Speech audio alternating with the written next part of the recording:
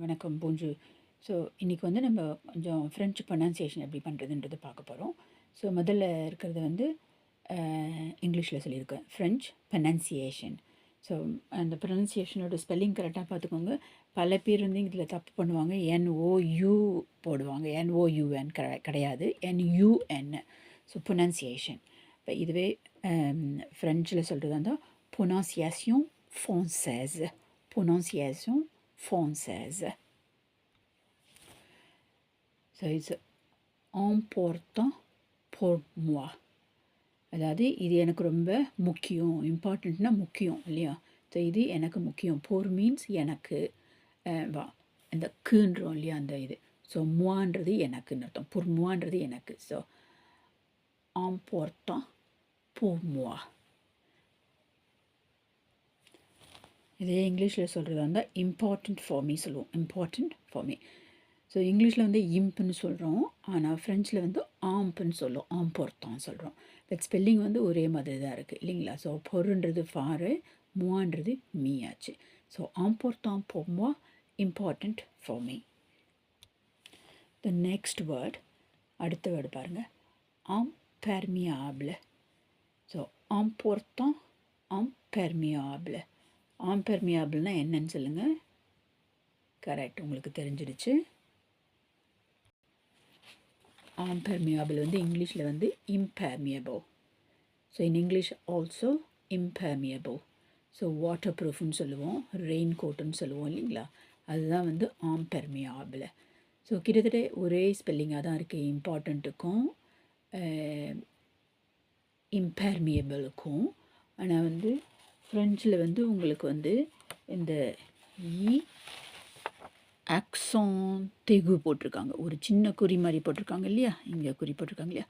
இது வந்து accent எகு, ACCENT, axon, ஆக்சென்ட்னு சொல்கிறது.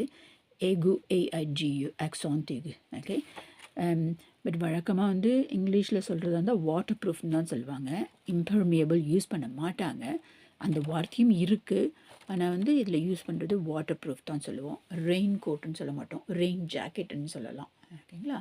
ஸோ இப்போ இதில் பார்த்துட்டோம். important pour moi, important for me, imperméable, impermeable, waterproof. இப்போ இது பாருங்கள், இந்த வார்த்தை எப்படி சொல்ல போகிறோம்? imagine. So imagine. பட் முதல்ல சொல்லும்போது important சொன்னோம், IM வந்தபோது. இங்கே பார்த்தா இமேஜினே சொல்கிறோம். என்ன காரணம்? What is the reason for the difference means, இந்த எம்முக்கு அப்புறமா உங்களுக்கு வேல் வந்திருக்கு, ஒய்யல் வந்திருக்கு, உயிரெழுத்து வந்திருக்கு. ஸோ ஒரே ஒரு எம்மு தான் வந்திருக்கு. ஒரு எம்முக்கு அடுத்தபடியாக வந்து உங்களுக்கு வந்து உயிரெழுத்து வந்துச்சுன்னு சொன்னால் அது ப்ரொனன்சியேஷன் இங்கிலீஷ் மாதிரியே தான் இமேஜினேன்னு சொல்ல போகிறோம். இமேஜினே. ஸோ இமேஜினேன்னா உங்களுக்கு என்னென்னு இப்போ தெரியும், இங்கிலீஷில் என்ன சொல்கிறதுன்னு சொல்லிட்டு தெரியும் இல்லையா?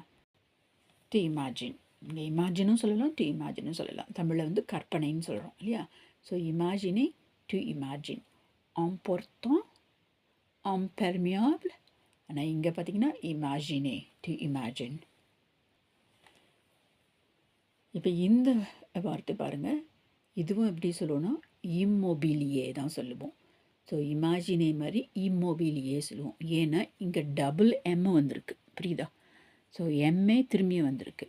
ஸோ ஆம்பொர்த்தானில் வந்து ஒரே ஒரு தான் எம் வந்துச்சு, அதுக்கு அடுத்தபடியாக பி வந்திருக்கு, கான்சனண்ட்டு தான். அதனால ஆம்பொர்த்தான் சொல்லியிருக்கீங்க.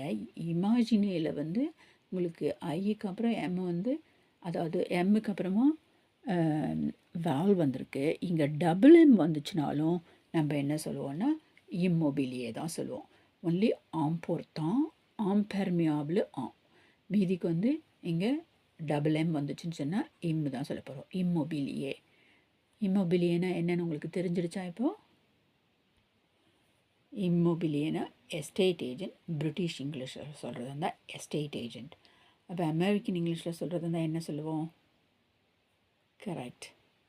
கரெக்டாக சொன்னீங்க. எனக்கு காதில் விழுந்தது. என்ன சொல்கிறது? எஸ்டேட் ஏஜென்ட்ன்றது அமெரிக்கன் இங்கிலீஷில். So real estate. ஸோ இந்தியாவிலேயும் இதை தான் ரியல் எஸ்டேட்டை தான் நம்ம சொல்லுவோம் இல்லையா? So real estate. ஆனால் பிரிட்டிஷ் இங்கிலீஷில் எஸ்டேட் ஏஜென்ட் தான் சொல்லுவோம், ரியல் எஸ்டேட்டுன்னு சொல்ல மாட்டோம். ஸோ இப்போ நீங்கள் இங்கே ஃப்ரெஞ்சும் கற்றுக்கிட்டீங்க, இங்கிலீஷும் கற்றுக்கிட்டீங்க. இங்கிலீஷில் வந்து பிரிட்டிஷ் இங்கிலீஷும் பார்த்தீங்க, அமெரிக்கன் இங்கிலீஷும் பார்த்தீங்க. அதே சமயத்தில் டிஃப்ரெண்ட் ப்ரொனன்சியேஷனும் பார்த்தீங்க. So emportant, imperméable. Imaginez, immobilier. இதே மாதிரி இன்னும் கொஞ்சம் சில ப்ரொனன்சியேஷன் டிப்ஸோடு நான் உங்களை மீண்டும் சந்திக்கிறேன். See you then. Bye.